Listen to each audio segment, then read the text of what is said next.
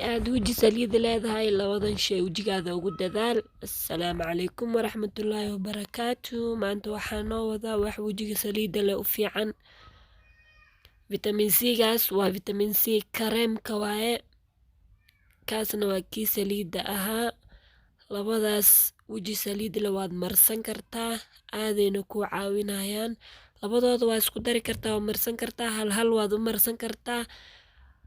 maasha Allah, waana ku joogaysaa inta aad rabto. Waxa oo intaa marsata iska dhaqayso ma aho.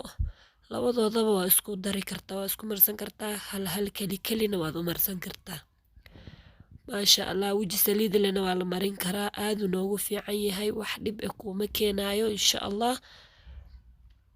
Waxaa kaloo ku xigaa maaskigan, waa kan la iska fiiqayo oo la marsanaa markuu qalalo waa iska fiiqaysaa. wejiga saliidda leh aad u anfacaya maaskigan. saliidda uu kaasoo dhuuqaya, wejiga qaleel uu kaaga dhigayaa. wejigaadoo nadiifa marsanaysaa, waa sugaysaa intuu ka qalalayo, kadibna waa iska dhaqaysaa, waa iska fiiqaysaa, kadibna biyo caadi u qabo waa iskaga dhaqaysaa. waxa shayga kaloo saddexaad oo aadka ugu muhiimsan oo wejiga saliidda leh ugu fiican waa dacaarta. dacaarta wax walbood wejiga marsanayso haddaad ku darsato aad iyo aad ayaad uga faa'iidaysaa. wejiga waxtar badanay u leedahay, skinkoo dhan waxtar badan ayay u leedahay.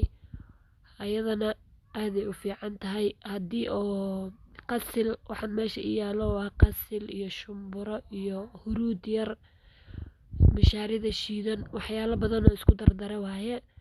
wax walbo qasanayso haddaad dacaarta ku darsato aad iyo aad wax walbo weji marsanayso, huruud kaligiis ilaahayna ha ka dhigee ku darso, aad iyo aad ku anfacaya maasha Allah. waxa kale oo aad ku darsan kartana waa caanahan yogurt-ka.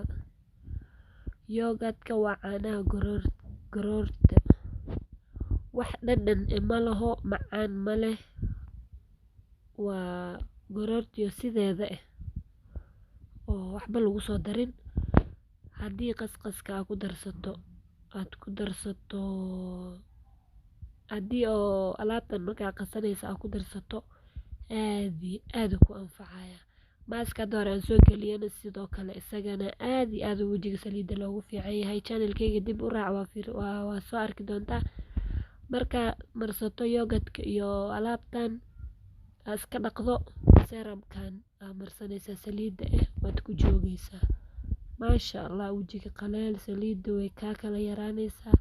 finan haddaa qabto, finanka way kaa qalalayaan.